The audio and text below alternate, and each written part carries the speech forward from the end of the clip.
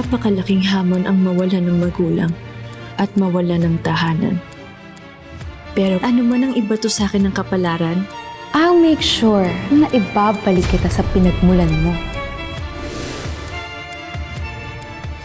mas marami akong dapat patunayan.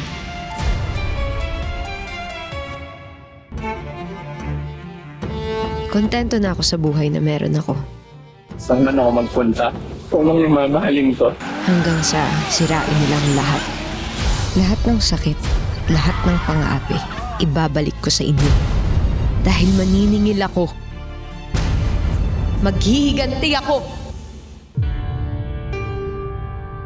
Ano man ang panglalait at pangmamaliit na ibato sa akin, hindi ako magpapatinag para ipagtanggol ang mga inosente at naghahanap ng hustisya.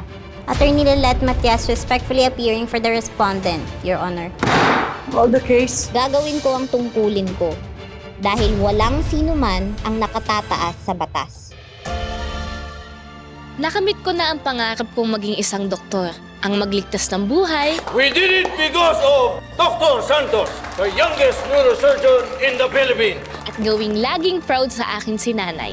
Sa bagong yugto ng aking kwento, buong tapang ko pa rin haharapin ang mga darating na hamon at pagsubok. I would like you to meet the new co-owner of Apex, my daughter, Justin. Hi, cuz. Sa bawat hamon, kasama mo ang mas palabang mga drama sa hapon. Ito ang GMA Afternoon Prime.